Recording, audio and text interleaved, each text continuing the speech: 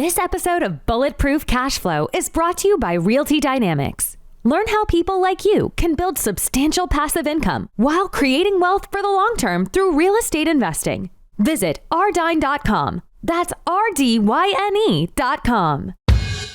If you read the internet, people hate landlords, period. And to be fair, there's a lot of atrocious landlords out there. But like anything, the handful of jerks may ruin it for the rest of us that are trying desperately to and thanklessly to help people. And we've as a country, we've picked the wrong enemy, in my opinion. Obviously biased because I'm a landlord, but I genuinely speaking love my people and I want to fight as best I can within, I can't bend over backwards and let people get away with murder. Working because you want to, not because you have to, is financial freedom. And we want to help you create that. Welcome to the Bulletproof Cash Flow Show. We're going to teach you how to achieve lifetime financial freedom through real estate investment. Your host is a multifamily syndicator and property developer. He's done deals reaching into the hundreds of millions of dollars. You'll hear from experts in all aspects of real estate investment, finance, development, and management. Everything you need is right here. This is the Bulletproof Cash Flow Show. And this is your host, Augustino Pintus. Hey, awesome people. Ever wondered how you discovered this show? Was it a tweet? Was it LinkedIn? There's no ads or sponsorships here, just pure passion. So if someone guided you here, do me a favor, pay it forward, share it, review it, spread the word. You rock and your support is everything. Thanks so much. Hey everyone, it's Augustino. As the multifamily space gets tight, people are looking at alternate asset classes like mobile home parks. However, like any new asset class you may be considering, you really need to understand the ins and outs of that specific asset class. Now, our next guest knows all about mobile home parks. With no money, no network, and no prior experience, he embarked on a remarkable journey devising ingenious methods to generate income while rapidly scaling his business. Now today, after just short 5 years, he stands at the helm of 82 mobile home parks, boasting an impressive 4,200 units under management. His strategy revolves around partnering with active investors and crafting a long-term vision for success. As a testament to his experience, he co-founded the Archimedes Group. It's a company specializing in mobile home parks, acquiring over 600 lots. Now, with all that, I'd like to welcome my good friend, Ryan Narus to the show. Ryan, buddy, thanks for coming on. I'm pumped to be back. As we mentioned before we hit record, I've been busy these last couple of years because I think when I was on last, I was like 17 properties, like 1,400 give or take units. And in the last couple of years, I've exploded. And We're going to talk to how I did that in a little bit, but I'm pumped to be back. I'm a fellow Cleveland guy, so. Yes, love it. Now, awesome. Now, guys, if you like what Ryan has to say, you can reach him via his contact page at archimedesgrp.com.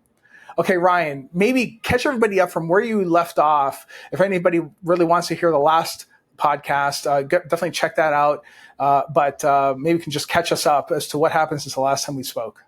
Yeah, listen, last time we spoke more about how I had no money, no networking, no experience, and I found a way to escape corporate America and get in the game in a meaningful way. What's happened these last couple of years has been, all right, I've escaped.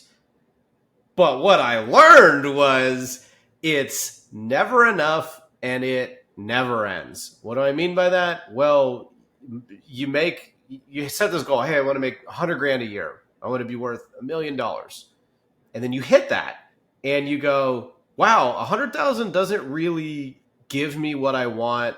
/ boy, if something bad happened, like a tornado hit or I needed to do a capital call or whatever, all of a sudden it'd be really easy to watch my income that I eat from get deleted. So it's never enough. And as I network with folks who have an unbelievable amount of money, just a sneak peek at the next level of wealth, it still doesn't go away. Doesn't matter how many zeros you have, because the next fear and anxiety isn't about how am I going to pay my mortgage. It's about, oh my gosh, how do I not lose this? And in a way, it just never ends. And so it's never enough, sorry. And then also it never ends. And what I mean by that is it doesn't matter how stable as your properties are, you're always going to have issues, always. And it turns out, Augustino and listeners, the more properties you have, the more properly you've invested, the more diverse you are, the more cash and opportunities at capital you have in the event something bad happens. You're just spreading out the risk. So I went through my own it's never enough, it never ends moment. And my logic was ultimately that it was less about the money and the fame or success, whatever. It was more about making a difference. Because what I had realized is I've built a network, I've built a knowledge set, and I can make a difference in the affordable housing space. I can do it right and encourage others to do it right. So I look forward to talking about really how to take a small business that has made you financially free and take it to that next level. Yeah, no, I like that. I mean, and mobile home parks are one of those things that it's usually mom and pops, small business type scenarios, because it's the same thing as multifamily in the sense that it is a business, right? And you are providing that housing that people desperately need. Like how do you get into that space? Like if you're a newbie right now, because I mean, I can imagine, like we were talking about this in the green room, to try to pick up assets these days, it's tough to find deals. It's tough to find money. So I guess maybe start with the deals first. Like, are you still getting your hands on deals? Like, you're still finding them? Oh, this year I've probably seen more deals than I have ever. There are more people willing to sell right now, it feels like, than ever. And I think it's more because transaction volume is down like 75% or something crazy. So I think it's less that more people want to sell, and it's more that there's less competition for deals for very obvious reasons. I mean, I've closed 2 deals this year. Last year I closed like 40. Yeah. So my own personal transaction volume is down 95% year over year. So I think it's less that there's a mass exodus going on and more that the high interest rates make it harder. That being said, I really think there's an enormous opportunity to get involved right now. It's not going to be where you're buying something and it's worth 2-3x what you bought it for, like it was when people were starting to figure out about the space. Now you're buying it, you can still hit a reasonable IRR. It's just different. And so what I talked about last time and what I talk about on my own podcast, Mobile Home Parks in Real Life, is you have to find a way to monetize this space. So for me, that was quitting my job, moving into a mobile home. So I gutted my own expenses, made a major bet on myself, risked a lot, sacrificed a lot, paid myself the property manager salary. Then I just found other clever ways to pay myself, did my own books. Turns out you can pay yourself for that. Run a bunch of expenses, cell phone, internet, that's all business related. That can be run through your business. You can also rent yourself a home office. There's a bunch of clever ways you can spend time trying to figure out how to hack your way in. And again, when you're on the outside looking in, you just have to remember 9 out of 10 people are never really going to get started at all because they're going to want to do it a certain way. And you don't have to be the smartest. You don't have to be the hardest working. You have to be clever and you have to be willing to sacrifice and take a risk. Because what I'm talking about right now, Augustino, applies to all asset classes, not just mobile home parks. Yeah. And so that's why I think this is relevant, because when you look at how I started, where I went, oh my gosh, this is an impossible task. I got no money, no experience, no idea what I'm doing here. And then when I grew to, couple dozen properties or so, that looking to that next level felt the exact same way. Right. So it's always kind of this, that's entrepreneurship though. It's always kind of the same story, the same set of hurdles. It just changes in intensity and the pressure and the number of people that rely on you. So yeah, a million different directions we can go with this. But look, mobile home parks are a wonderful asset class. The game has changed. There are absolutely deals out there. It is not like it was when I got started, but I still guarantee you there are multiple ways in. You just have to be willing to make the sacrifice and take the risk and make the bet on yourself. No, absolutely. I mean, I think one of the most appealing parts for someone listening right now that we primarily talk about multifamily. But the cool thing about mobile home parks is that in this specific space, as an owner, you own the lot. The building that's on it is typically owned by the quote tenant, the resident, the person living there, right? So you're not really responsible for the actual structure, whatever the trailer or the mobile home, whatever it might be. You're responsible for the gas, water, electric, sewage, whatever. That's it, the connection, the hookup. And if that person bounces, which usually what happens, then your company ends up taking it over, and you can possibly sell it to someone else or lease it to someone else or whatever. It sounds predatory, of course, right? And that's not the intent of this. But I guess what I'm saying is that these assets tend to be very, very sticky, right? They're very, very sticky. Is that roughly how it works to some extent? I don't think predatory is the right word there. I think we, as an asset class, get a lot of flack for that. Yeah.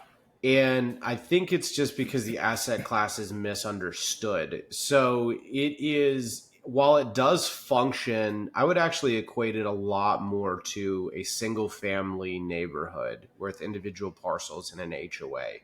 It's similar to, it's probably more similar to that than a lot of folks say, oh, it's like an RV park. You know, you provide the connections, you pay the taxes, you cut the grass, you fix the infrastructure, which is enormously expensive. But it's not, though, because typically people don't remove their mobile homes from the properties. They usually sell it to an outside buyer and it stays, or they sell it to the property, or they abandon it. Where this gets really, really difficult is, and where people misunderstand this asset class, is you're dealing with, in some cases, one step above homelessness. You have, in a lot of markets, your mobile home parks, Section 8 or the equivalent, or homeless. Not even C-class apartment. You're one, maybe two steps away homelessness. Just by sheer virtue, you're going to be dealing with more difficult people. And I don't mean just your tenants. I mean the cities too. Literally last week, I was depressed because I sat in on a meeting with a county. And these 6 board members, I mean, you just should have seen the look on their faces. They wanted the mobile home park to die, period. And they're smart. So they were looking for smart reasons to justify deleting affordable housing. And, I was telling one of my regional managers today, a friend of mine invited a city councilwoman to his property. And she showed up and the first thing out of her mouth was, oh my gosh, am I safe here? And we're like, what? My buddy Sean, he had to go through that. And I sit back here and it just rings true that this asset class is so misunderstood. Yeah. And it's so hard because folks can just be so mean and so unreasonable. And it's funny because a lot of my friends that own apartments as well, they're like, apartments are by far and away easier than mobile home parks, even if you don't own any of the homes. Because remember, like in a single family home neighborhood, if your neighbor's being a jerk, that's his property. If he abandons it, you can't just go and take that house. It's going to sit there and be an eyesore for everybody else for years. Yeah. And even if you have the right tenant, I had a rash of this earlier this year. Old folks pass away and they leave homes to their kids, and they can be spotless and kind and everybody loves them, and they pass away and then their kids are deadbeats. And then their kids have rightful claim to the property. It is, while you may be sacrificing or giving up rather, cleaning toilets, replacing roofs, yada, yada, yada, what you are getting in return is lack of control.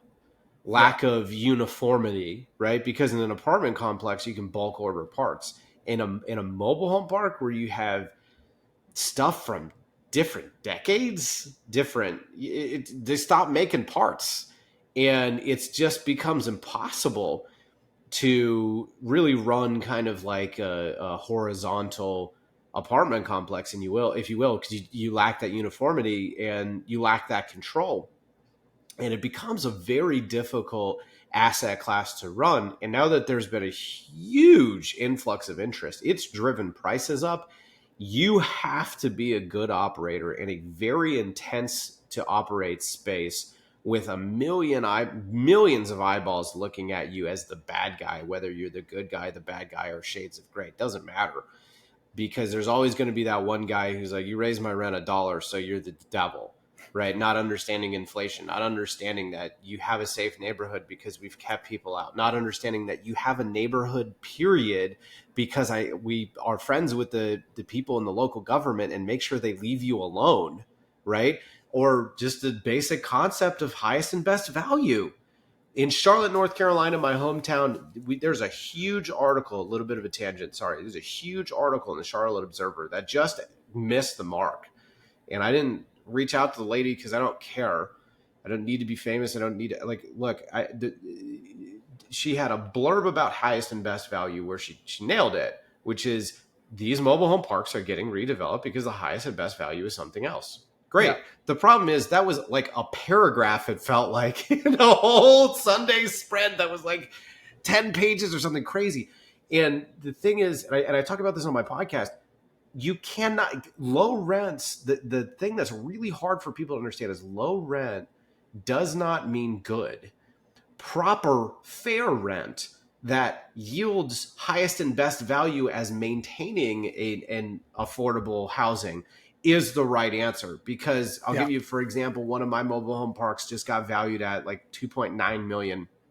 Developer looked at it because it was of the location, and they reached out to me, and I was like, sure, you're welcome to poke and prod and things and stuff. And they came back at a valuation of $1 million.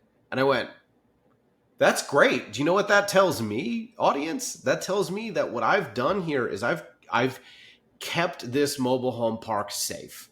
Because the highest and best value, the replacement value, is less. So in other words, the developer is going to spend $1 million just to buy the land and develop it out. And long story short, it makes way more sense to keep it as a mobile home park. So to answer your original question, Augustino, yeah, there's definitely sexy aspects to this. There were definitely people for years that were championing for all intents and purposes, a pretty predatory pitch, if you will. I mean, it made John Oliver, for crying out loud, and he roasted the industry. And again, it all comes back to, it's misunderstood. It's very difficult, but I want to say something positive right here before you get on to the next question. But it is worth your time. It is worth my time to come on podcasts like Augustino's. It's worth your time to listen to me. I want to throw out the negative so we can build back on the positive, which is there is nothing more important right now in the real estate space than being the change you want to see in the world. And I'll tell you what the change that I want to see in the world is. We need a champion for affordable housing. We have to. You know why? Developers don't care. Why? Luxury pays more. Guess what? Your city council people and zoning people and politicians, they don't care. Why? Because number one, it doesn't really get them votes. And number two, guess where the tax money comes from? The luxury. That's right. So that's right. Everybody is out to get us. I mean, even folks that are one step above mobile home parks, I don't want that there. That looks ugly. That's scary. Is it safe to be here? We need people like me and we need people like you. If you're hearing this message, please come find me. I want to help you for free. I don't need anything. I need people, good people, to come and fight a thankless cause. Yeah. Well, I mean, I will say I need to get that in. No, it's fine. It's fine. Because I'll say this, like, in the multifamily space, depending on where you're located, dealing with the cities and dealing with some of these crazy extreme things that they come up with, everything from lead paint stuff to rental registration to point of sale. It's all like, they're all like little taxes that they're not really helping the people living there. They're not. Because all we do as owners is pass it on to them. Like, it's supposed to be meant to protect the little guy, and all it does is actually bake in a new tax. That's it, right? So I know we're off on a tangent here, because we do want to say that, listen, guys, if you do any type of real estate, doesn't matter whether it's mobile home parks, you do single family, you do multifamily, you do industrial, there's pluses and minuses. And one thing that I like to explore on this show is straight up skinny on what it takes to get this to do these types of deals, right? It's not easy, folks. It's not as easy as all the gurus say it is on social media, right? They make it sound like you buy a duplex. They're trying to sell you something. Yeah, they're trying to sell you something. You're going to buy a duplex, you're going to be a multimillionaire in 6 months. No, it's not the case. It's a lot of hard work, right? But I think the mathematics, though, still makes sense. You do have to buy it at the right number. You have to have the right revenue generation. It has to be run extremely well. The operations still matter. You just mentioned an asset manager, or I think it was an asset manager you mentioned a second ago. Mm-hmm. All those things are absolutely critical to running the asset, including lending. I understand that lending used to be very favorable for this type of asset class. Are you still finding that's still the case now, or has lending really changed for mobile home parks too? It's reverted back. Other than government loans, it's really reverted back, and I'll tell you why. It's because it's a scary thing for folks for a lot of reasons. Number one, the banks want to invest in the sexy thing, which, by the way, used to be office, which is not anymore.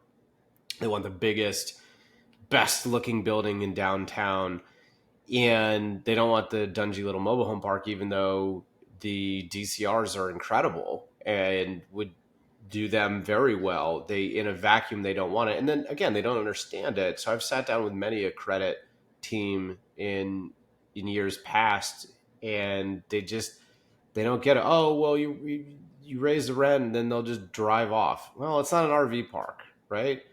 Something like 80% of mobile homes are moved one time in their entire existence. They go from factory to mobile home park or plot of land, and then they get demoed one day, and they never move. Some absurdly high number. So again, it functions a lot more like managing a kind of an HOA. Not a lot of positive connotations about HOAs, unfortunately, but it functions somewhere between an RV park and a single family home HOA. Yeah, that's right. Well, I have to wonder. Well, and you mentioned government loans. So, are you talking about Fannie, Freddie, that kind of thing? You can get those? Hey there, amazing listeners. I just wanted to take a moment to express my gratitude for being part of the incredible Bulletproof Cash Flow community. You guys make the journey worthwhile. If you found some value in what I'm sharing, I have a small favor to ask. Could you please subscribe to the show and leave a review on Apple Music? Your support means the world to me. It helps us deliver quality content to like-minded investors just like you. Thanks again for being awesome, and let's dive back into it. Fannie, Freddie, now there are some good CMBS products out there. Bridge debt is potentially atrocious, like it is in any space, but credit unions are wonderful, but they have very small buckets. And again, it's just the only reasonable loan you can get right now in terms of interest rates are Fannie and Freddie. Some CMBS can get pretty aggressive, but I mean, if you go to a one-off boutique bank or credit union, forget it. It's going to be 8%. The only two deals I closed this year were 8%. Wow. We're not going to make money. Like, I've done the pro forma. We're going into this penciling negative cash flow for 2 to 3 years. And a resident that doesn't care, they're going to go, well, my rent was this and now it's that. And it doesn't matter that we're 100 plus below market. Right now, actually, we might be 200 below market. I'm going to march it up, not fast, slowly, and I'm going to lose money while I'm doing it. And I don't care. And thankfully, everybody's been great. And I've met a lot of folks myself because I'm very adamant about that, showing my face to folks. But they don't understand it. They don't care, because if my rent goes up, bad, period. And it's like, well, but you don't understand. If your rent doesn't go up, you don't have a house. It's a really, really difficult thing to champion. Yeah, and it is. Well, nobody wants to pay more. Nobody wants to pay more. Well, and people, like, if you read the internet, people hate landlords, period. And to be fair, there's a lot of atrocious landlords out there. But like anything, the handful of jerks ruin it for the rest of us that are trying desperately and thanklessly to help people. And we've as a country, we've picked the wrong enemy, in my opinion. Obviously biased because I'm a landlord, but I genuinely speaking love my people, and I want to fight as best I can within, I can't bend over backwards and let people get away with murder. But dude, I've started partial college scholarships for people food drives, giveaways. I mean, we've worked with the Urban League. We've done so many things to try and help folks. And for the most part, folks are absolutely wonderful and appreciative of it. So this is less me talking about my own residents and more me talking about what I'm seeing in the greater market, which is, folks who unfortunately they buy those sales pitches that you were talking about, Augustino, and they go out and they buy a duplex or a small apartment complex or a this or a that, don't know what they're doing and end up being bad landlords. And then they make a bad name for everybody else. So trying to encourage the good people to get in the space. That's right. That's right. Well, that's what we try to do. That's what we try to do. So I think in the green room, I just mentioned a bit ago here that trying to acquire these types of assets either involves negative cash flow. How typically do you underwrite it? Like typically, obviously in the multifamily space, we might do like a price per unit. Some people sometimes use the 1% rule, which obviously 1% of the cost per unit. If you can get above that, then you're somewhat okay. How do you do it in the mobile home world? Like how does someone really understand how they even have a good deal on their hands? Look, it's all relative.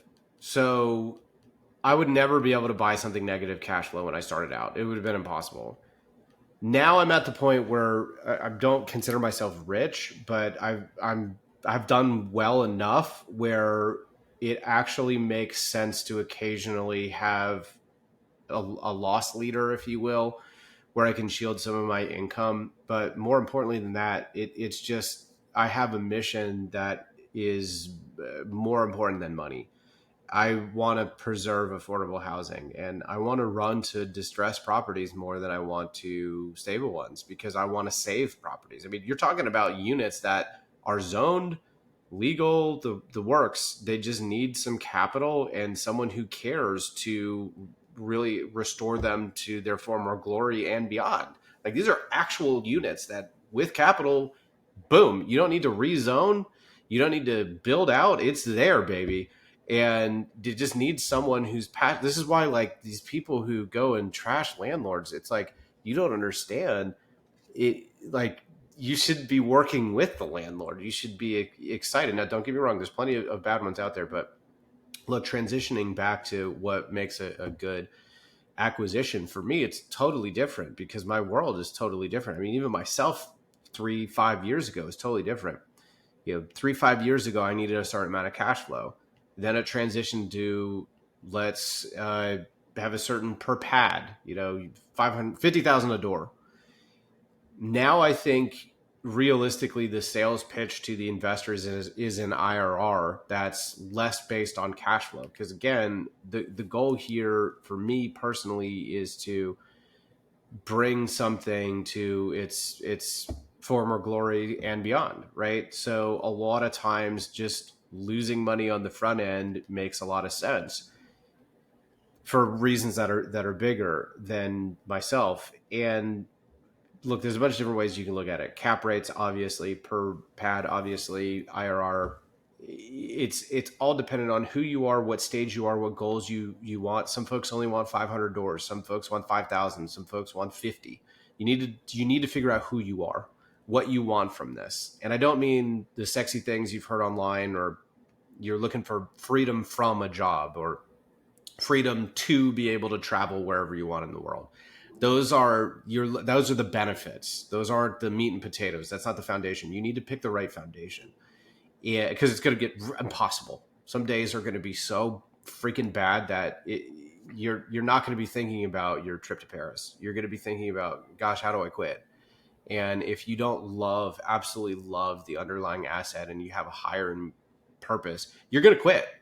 So to me, it's just I hate to throw it depends, Augustino, but it really depends. There's multiple ways you can slice and dice it, but ultimately it comes down to the investor and what you want out of the space. Yeah, well, but you can get creative very similarly to you can on other asset classes, such as owner financing, land contracts, whatever. I mean, all that stuff is still there too, right? It's just a regular old commercial deal, right? I love creativity, period. That's real estate in a nutshell is you can make creative deals to get in the world. And that's the one thing that So with my podcast, I've slowed it down. I haven't had an episode in almost 6 months. And the reason is I'm at 125 episodes, and I realized a lot of newbies have been reaching out like they always do, and they don't even know where to start. They're like, oh my gosh, you have 125. I don't even know where to start. And so what that's kind of taught me is less is more with my podcast. Because I don't need to be famous. I just want to help people. I mean, I really made my podcast for myself starting. It was my way of paying it forward. And one of my most downloaded episodes, as it should be, is literally, it's called Starting with Nothing, where I talk about how I monetized my own businesses. So I have an LLC and my properties are all in LLCs, and how I found ways to monetize stuff, cost cut, make a big bet on myself, make the sacrifices, take the risks, all while finding ways to, again, make money while I'm making money, so that I can survive. And I want to give that information out for free, and always be for free if I can, because again, I want good people to find their way into this or self-storage or whatever. And hopefully the more good people we welcome in, the more good is done in the world. Because you're right. I mean, you threw out the word predatory, and there are absolutely predators in every asset class. Every single one. Yeah. I want good people, and I want to push those bad people out. Yeah, no, there's one every single time, every single asset class, and those are the ones you hear about on the news or whatever. And it's not all like that. It really isn't. And I think that, just like I said, when you're dealing with like this B and C, or rather C and D type people, I hate saying it that way, but call it what it is, I suppose. It is a little more difficult to deal with, and I get it. It's not meant to be predatory at all. We don't think about taking advantage of people as much as we're just going to provide housing. That's all. Yeah. That's all we ever do. Now, obviously, when you're, especially right now, these two deals you just bought, everything previous to that, everything was cash flowing, running great, debt was cheap, no problem. So these days, you have some negative cash flow with the understanding, of course, in the back end is where you're really going to squeeze the juice and make your money. Because I think we're all going to see that. I'm sure those assets that you just picked up here, you wouldn't have bought them if you didn't think otherwise. Now, when you're looking for partners to partner in on these deals, either partners, investors, whatever, what are you looking for in those people in terms of like, is there a patience level you're looking for? Is there like a very specific type of presentation that you're showing these people so they completely understand what they're getting into? Like, how does that part work? Yeah, I don't take retail capital. Okay. I have a very specific investor I look for. It's someone who believes in what I believe in, the higher purpose. And someone, obviously, no one's going to just sign up to lose money, right? So what I try to do is find a way to hit a reasonable IRR with the potential to plug it into a greater portfolio, which I have obviously a big portfolio. So I always have one-off deals, if you will.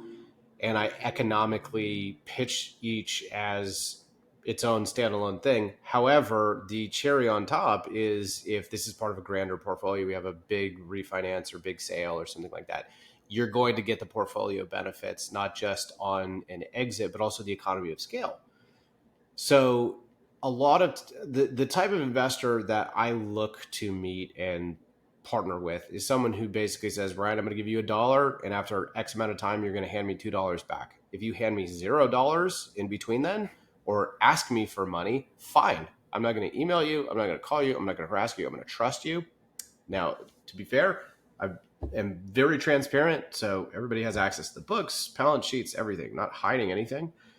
But I don't have time to deal with someone's freaking out that their K1's late, or freaking out that I bought a microwave for an office. I don't have time to deal with that, because I have another mission that I am on. So I don't take retail capital. I don't. So I have a couple dozen close friends and family, and they're all bought in on the cause. And occasionally I'll add one or buy one out, but I'm looking for a very specific type of person. That being said, I've been in on deals before where we've taken retail capital, and you always have like a guy or a gal who can just deal with kind of the emotions of someone who forked over 25K and they want to ask you a million questions a week. That's fine. I get it. 25K is a lot of money to folks. That's why the whole idea of an accredited investor exists, but for me personally, that's the strategy I took. I've seen people raise retail capital incredibly well. Not to say that I'm a retail investor myself, and I certainly sometimes like want to scream at not having my K1 or thinking they made a bad decision on the with this purchase that. So like I get it. I'm not trashing those folks. I'm just saying for me personally, for the deals that I really feel passionate about, that I think I can save property on, it's someone who is crystal clear who I am. They've known me for a long time. They're comfortable with what I'm doing. Oh, and by the way, a lot of those folks too, they also love the idea of give me $1, wait X number of years, I give you $2 back. And by the way, during that time period, I get to save money because I need a tax shield. So there's a lot of ways our US government has actually incentivized investing capital, time, so on and so forth in affordable housing, that it can create an environment where you can have patient capital, because a lot of these mom and pops, for better, for worse, they have it at $100 rent, and it made sense to be $100 in 1980, and it's 2023, and they're still maybe they're at 115, and market is 600-700. I mean, in some markets it's 900 plus, which is crazy. So when you look at inflation was 8% for the better part of a year, it felt like. And if they haven't raised rent, it's not that, oh no, your rent got raised. No, if your rent doesn't get raised, you're actually not paying as much in rent. It's just the number doesn't go down. It's that the value of the dollar. And folks don't understand that. And again, like I taught myself Spanish so I can speak to people in Spanish, and I try to show my face. I'm not afraid to say I'm an owner, because I want folks to be able to look me in the face instead of, oh, you're the part of the management, whatever. I want to speak to the owner. Well, I'm the owner. You can tell me I'm a jerk to my face. Fine. I still want to serve you. I do. As crazy as that sounds, Augustino. So, oh no, hey, I'm right there with you. I need a certain investor who's bought in on me in order to do what I want to do. But it's interesting because you started doing retail investment. Like that's how you did it. And for the listeners, retail is, friends, family, maybe do a regular syndication, 50, 25, 100 grand a pop, that kind of thing, right? So there's standard syndication type of deal, and that's okay. But what you're doing, Ryan, is you're going after the guys that are going to stroke way bigger checks, yes, maybe half a million, $1 million up. And like you said, they really believe in the vision. They believe in what you're doing, and they understand what this a longer term hold for a big squeeze at the end to either probably sell to a BlackRock, a Blackstone. I know. Warren Buffett. I think does he still own mobile home parks? I believe he bought Clayton, to the mobile home manufacturer, and not mobile home parks. But I believe Clayton still owns their own assets too. So I guess technically he does. Yeah, so that's the reason. Like if Warren Buffett is in it, there's a reason why he's in it, right? It's obviously very lucrative, right? So a lot of folks realize the same sort of thing. And but yeah, that's kind of like what I consider to be the next level, right? First you'd use your own money, then you do retail, then you do I guess you can say, like, I don't want to call it family office. It's not really family office. Maybe it is, maybe it isn't. But the bigger investor can stroke one check and get it done, right? That's where you're at, it sounds like, which is great. That's super. That's a whole different model, right? I mean, it took a second for you to get there. A whole lot of credibility and a whole lot of experience, right? Years. Yeah. Absolutely years. But it's I people ask me all the time, like, what would you change, or would you have done something differently, or did you feel like you didn't get enough on this deal? And I think those are all great questions, but I think at the end of the day, where I'm at professionally, I'm very happy with. I mean, the more success you have, nobody in the entire world has. Once you reach a certain level of success, you're gonna start dealing with some friction, and you're gonna start dealing with bull crap. And I'm at the point now where the kind of friction, the bull crap that I deal with now is kind of the crap I want to deal with, in a very weird way. I really, just a quick ridiculous aside, we've installed water meters that ping us when someone has an active leak. You'd not believe how angry people get when I call them. I'm like, hey, you have a leak. Just FYI, it's 500 gallons. It's da, da, da. Oh, you jerk. What? Like, I don't want you to have a high water bill. I'm just calling you to tell you have a water leak. Oh, that's on your side. No, it's not. And then you get a text later. Oh, yeah, our faucet was running. Okay. And is there an apology? No, that's fine. No, I don't no. care, because I don't mind when people are really, really mean, because I still want to help you, because guess what? Nobody else does. And that's the sad truth when you're dealing with affordable housing is the government doesn't want you. Your neighbors that are one step above you don't want you. Nobody wants you. So you're welcome to demonize the landlord all you want. But for a lot of reasons, your landlord's the only person you got.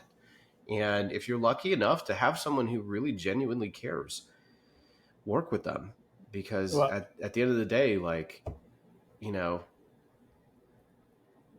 we sign up for this. If you've signed up for this for reasons outside of money, you're passionate about it and you love it. Yeah. And well, even if people are not very nice. Well, I'll tell you what, Ryan, the government does care. They care about their vote. Themselves. That's it. They care about themselves to get the vote, make them angry, and then, rile them up and then go away for 4 years or whatever until they need their vote again. That's the game. And I think a big part of it is understanding how the game is played and not falling into whatever that politician's pushing, because it doesn't matter if it's a D or an R. This is one thing that people get wrong. It does not matter if it's Democrat or Republican. They are for themselves. That's right. Sociopaths. I mean, I've had to go both ways. I've clashed with both Democrats and Republicans and independents. Yeah. And they are for themselves. That's it. So we have to do what we can legally, ethically to fight for these people. Yep. That's what it is. Well, listen, Ryan, we covered a lot of stuff here today. Okay. If someone's listening right now, what sort of bulletproof advice would you have to offer them to consider how to even get started in this space? What would you tell them? Having a blast? Listen, if real estate's your thing, don't miss out. I have plenty of free resources on the bulletproofcashflow.com website, as well as masterminds you can take part in to help elevate your game. Go ahead and check it out. Look, most people don't get anywhere, and then you can call it fear, you can call it spending their time on the wrong activities. Look, the best advice I can give anybody starting out is you just have to understand that you're going to have to make a sacrifice. You're going to have to take some risk, and people will help you. Sure, it takes a village, but like at the end of the day, you're on your own. And that's what entrepreneurship is. Entrepreneurship is having 1,000,001 reasons why you can't do X. And you're just the type of person who just gets stuff done. It's really that simple. If you are someone who gets excited at ambiguity in terms of, I don't know what the next task is or how to get it done. If you get excited about, oh boy, like there's no book, there's no podcast, there's no way to really go from A to B, and that excites you, that's entrepreneurship. And if you don't have that, you need to pause and go, is this really right for me? But if you do have that and that does excite you, then my next best advice is just don't stop. Just fight to be clever, not smarter, not harder working. Fight to be clever, fight to be different. Don't let people telling you, gosh, the times change. You remember the golden years of when 10 caps or when this, that, or the other thing. And it's so easy, Augustino, to look back at the past and just omit the challenges and just talk about the great things. And it's so much more productive to let the negativity in one ear out the other and just fight to be clever, not smart, clever in how you can legally, ethically get in the game. And I'm telling you, it's not like people like to trash hustle culture. What people like, fine, you want to get mad at the guys who are trying to sell you something, fine. But I lived my own hustle culture, and it wasn't 80-hour weeks. It was living in a mobile home, paying myself $35,000 a year with no health insurance and no 401k, with a wife who's like, are you crazy? You were making how much at the bank and you quit with an MBA and student loan debt, right? Like, that is my advice. The bulletproof advice I have is like, if you are an entrepreneur and your heart, is that is where you're meant to be, I'm telling y'all, make the bet on yourself. It's not harder. It's not smarter. It's more clever, and it's make risk and sacrifice, and that'll get you there. Love it. Love it. All right, guys. Well, if you want to reach out to Ryan, check out his website, the contact page at archimedesgrp.com. Okay, we'll include a link in the description. Hope you got some insight on, there's the good and the bad of mobile home parks, like anything else. Okay. Understand the intricacies of every single asset class. I know that, Ryan, you mentioned your podcast has been a little bit offline here for the last 6 months. I'm sure the stuff is still out there. Go ahead and check out his stuff anyway. I mean, the great material there to dig in and learn from a guy who's actually done it. All right. So always do that. And just as Ryan said about the bulletproof advice, you just got to take action and really chase after your dream, like anything else. Right. Thanks for tuning in, guys. I'll see you next episode. Take care. You've been listening to the Bulletproof Cash Flow Show. We hope you've enjoyed the show. We know we had fun. Make sure to visit our Apple Podcast page and leave us a 5-star review. We hope you've gotten some useful and practical information from the show. For real estate coaching, events, and resources, hit up bulletproofcashflow.com. Till next time.